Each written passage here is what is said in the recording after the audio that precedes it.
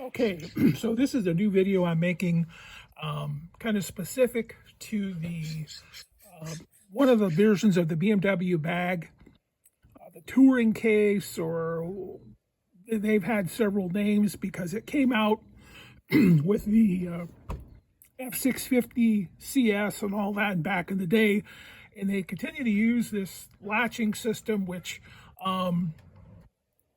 the case is 99% plastic, which is part of the problem because everything is so sticky. And it also happens to be the most difficult of the BMW cases to remove the lock cylinder on, but it can be done with patience.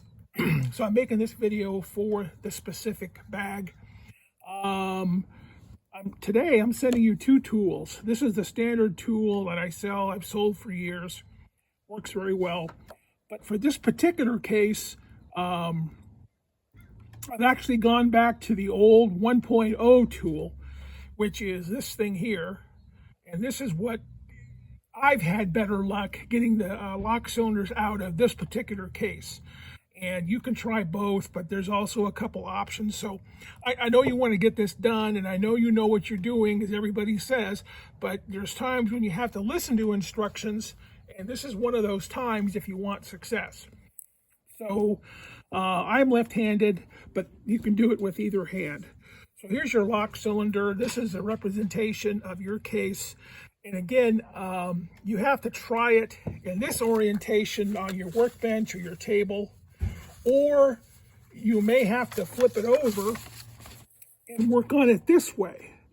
But regardless, I've had the best luck working on, looking at the keyway. I would say the top right of the lock of the keyway right there, and pulling down, or obviously when it's upside down, same corner like this.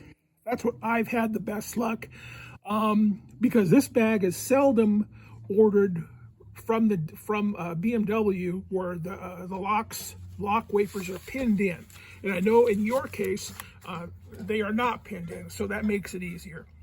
Anyway, here's our lock cylinder that you have. You're going to insert the tool. You can put a measurement on this. Some of my videos, it says 22.5 millimeters in. Some say 23.5. Somewhere along when the water-cooled bikes came out, they changed vendors, so things changed a little. You can decide whether you want to measure back and put a mark. But if you play with it long enough, you should be able to get it by feel. So again, you're going to go all the way to the end, along the top of the keyway. You're going to turn it. In this case, we're going to go clockwise. Pull it back, and you'll feel the tool go in a channel, and that's where the lock wafer is. And as you see, you bring that down, and you don't tilt the tool. You keep it horizontal. Twist just a little bit. Notice it's not to 90 degrees, because if you bend the tool, you're trying too hard. And then pull down. It takes a little bracing here with your finger. As soon as it pulls down, they are not spring-loaded, but the lock cylinders essentially will pop out or fall out on their own. You need patience. You need to be not rushed, and you'll have luck. The tool, no matter which one you use, the edge of it here has to be sharp. And so I take a file to it, rough it up a little, because all you're relying on is friction to pull that wafer down. If it is glass smooth like this surface, it's going to slip, and it'll just take you longer. This is the tool I'm sending along, no charge, the old 1.0 tool. And in your saddlebag, this is where I've had the best luck, is using this tool and working on the right side of the lock cylinder, or the keyway. This one is not as sensitive as far as feel because it's a heavier gauge, but I just did a set of these last month, which would be August. And a guy couldn't do it. He was in Southern California, so he shipped the bags to me. I had a heck of a time getting out because I hadn't removed lock cylinders on this set, this type of bag for 8 years, 10 years. But anyway, I tried forever with using this tool, didn't have much luck. So I went back to the old 1.0, what I call it, and in along the top, turn it, in this case, counterclockwise, and if you're left or right-handed, it doesn't matter. Bring it back a little, and you'll feel the tip of the wire go into that channel. And again, your sensitivity isn't there, but just pay attention to what you're doing. And then bring down. And this tool, with practice, works every bit as good as the 2.0.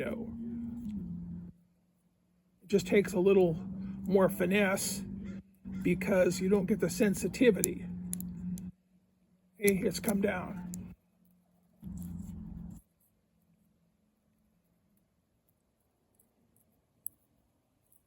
There it is. And it only has to come down for a millisecond because then the lock cylinder will come out. And if your lock is in there 90 degrees, let's say it's horizontal, then just turn the bag on its end, have somebody hold it or use some books to hold it up so that you're not trying to work upside down or at a 90-degree angle. See? It's down. There it is. So again, I'm going to send you this tool also, and you'll notice that it has a sharp edge on it here. That's what we need to get it to bite into the tool, and same thing with this one. On this tool, if you find that you're bending it, twisting it, and you're trying too hard, it does have to be a firm turn, but your patience is going to regulate that. So if you're the type of guy that throws tools, kicks dogs, your chances of doing this are very poor because you have to be able to get into it. If you are, have a glass of wine or something and work at it for a while. If you can't do it, stop, put it away, and then come back to it. So again, if I would start out in the bag in this orientation, if you try it for 15, 20 minutes, in your case, let's say, flip the bag over, take a deep breath, and go at it again, but again, working on this top right corner. If your lock cylinder is horizontal and not able to turn, then just prop the bag up so that the slot is vertical, and have somebody hold it for you, use a strap, whatever you got to do. You'll be fine if you have some patience. I've been selling these things now for 15 years, since 2012 maybe, and I've only had 2 people across not only the country but in the world not be able to do this. And they were both impatient people who said, I got it, I can feel this, I can feel that. No, you can't. You've never done it before. I can, because I've done it for almost 20 years now. So I'll quit talking and just play with the tool before you go at it. Lubricate the lock cylinder with some WD-40 or something. And then go at it with the tool patiently. This tool should be able to work fine to the left.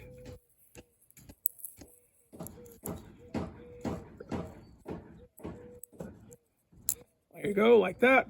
So depending if you're right or left-handed, do what works for you. But you are lucky in that your lock wafers are not